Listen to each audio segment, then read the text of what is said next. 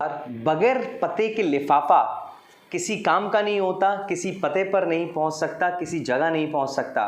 उसी प्रकार जीवन बगैर लक्ष्य का किसी काम का नहीं होता, किसी शिखर तक नहीं पहुंच सकता, किसी सीमा तक नहीं पहुंच सकता। जिस प्रकार स्वामी विवेकानंद जी ने कहा है, उठो जागो और तब तक लगे रहो जब तक आपका लक्ष्य प्राप्त ना हो जाए। तो आज मेरी कहानी इस लक्ष्य पर आधारित है। यदि जीवन में लक्ष्य ना है तो जीवन नीरस है, जीवन में हार ही हार है। और लगातार और अक्सर हमें ऐसा लगता रहता है, जीवन हम जी किस लिए रहे हैं, लाइफ में क्या होना है, लाइफ में हम करेंगे क्या। इस पृथ्वी पर अगर जन्म लिया है तो कोई ना कोई कारण है। अगर हम मानते हैं जन्म होता है या हम यहाँ हैं, तो ये भी मानिए कि कुछ ना कुछ कारण है इस नेचर का, इस प्रकृति का हमारा यहाँ पहुँचाने का, राइट। तो अब मैं आपको एक छोटी सी कहानी के माध्यम से बताना चाहूँगा लक्ष्य कितना महत्वपूर्ण है एक बहुत प्यारा जीवन जीने के लिए। जिस प्यार, जिस शांति, जिस खुशी के लिए हम जीते हैं, अगर लक्ष्य है तो हम उन्हें प्राप्त कर सकते हैं। अगर लक्ष्य नहीं है तो जैसा कि मैंने अभी आपको बताया, लाइफ मोनोटोनस, नीरस, बोरिंग हो जाती है। कहानी के माध्यम से सुनाना चाहूँगा। अच्छी लगे तो प्लीज़ सब्सक्राइब करिएगा चैनल को और लाइक ज़रूर कर दीजिएगा, और ज़्यादा अच्छी लगे तो शेयर करते चले जाइएगा। ऑलराइट। एक बार की बात है, एक व्यक्ति होता है, वो धनवान लोगों को देखकर निर्णय करता है कि मुझे धनवान बनना है, और निकल पड़ता है दिन रात मेहनत करने। दिन रात मेहनत करने के सफल में वो लगातार लगा रहता है, सफल भी होता है, परंतु सफलता प्राप्त करते ही वह देखता है कि ये विद्वान व्यक्ति तो मुझसे भी ज़्यादा अच्छा है, चलो विद्वान बनते हैं। वो विद्वान बनने की शुरुआत करता है, पठन पाठन शुरू करता है, पढ़ाई शुरू करता है, अक्षरों का ज्ञान प्राप्त करना शुरू करता है, अपने आप को नई नई धाराओं में ले जाता है, अपने आप को शिक्षित करने की ओर बढ़ रहा होता है। सफलता बस उसे मिलने ही वाली होती है, परंतु वो इस रास्ते में एक संगीतज्ञ से मिलता है और वो इतना आकर्षित होता है उसकी तरफ, और उसका मन करता है क्या मैं पैसे कमा रहा हूँ, क्या मैं पैसे कमाने की सोच रहा हूँ, या क्या मैं विद्वान बनने की सोच रहा हूँ। संगीतज्ञ बनते हैं ना, कितने लोग इसके पीछे हैं, कितने लोग इसकी तारीफ़ कर रहे हैं, कितने लोग इसकी वाहवाही कर रहे हैं, मुझे भी तो यही चाहिए।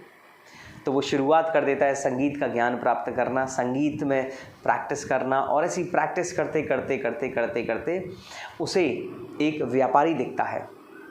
वो फिर से सोचता है कि चलो व्यापार शुरू करते, कोई कारोबार शुरू करते हैं, और ये करते करते उसकी उम्र गुजर जाती है और उसे शांति, सुख, पीस कभी प्राप्त नहीं होती, उसका लक्ष्य उसे कभी प्राप्त नहीं होता।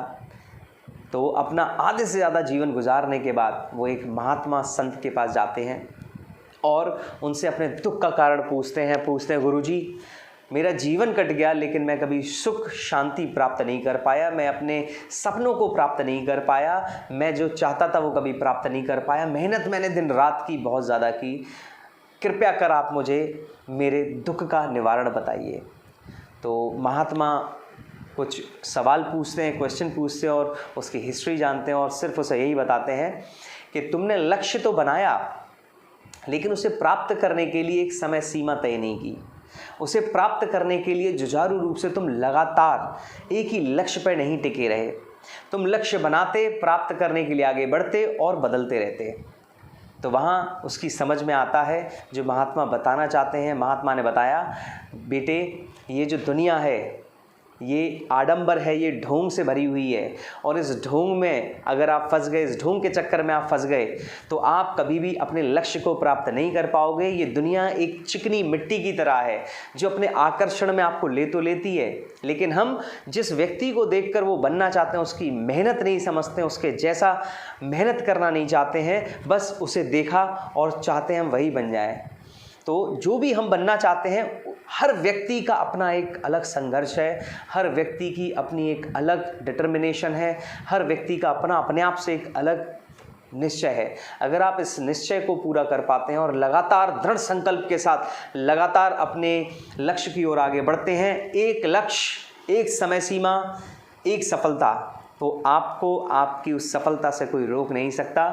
अगर ये कहानी आपको समझ आई हो तो प्लीज़ इस कहानी का शीर्षक, इस कहानी का नाम मुझे ज़रूर लिख के कॉमेंट में बताएं, और ये उन बच्चों को, उन लोगों को कहानी ज़रूर सुनाएं जो समय समय पर अपने प्रोफेशंस चेंज करते रहते हैं, अपनी सोच को बदलते रहते हैं और कहीं ना कहीं जो प्राप्त कर सकते हैं उससे भटक जाते हैं। तो मैं चाहूँगा हिंदुस्तान के हर घर में इस कहानी को पहुँचाएँ, लगातार शेयर करें, लाइक करें अगर आपको पसंद हो तो। इसी के साथ मैं आपसे विदा लेना चाहूँगा। मैं अभी sir, motivational speaker, human potential trainer. Thank you so much. Bye bye India. Thank you.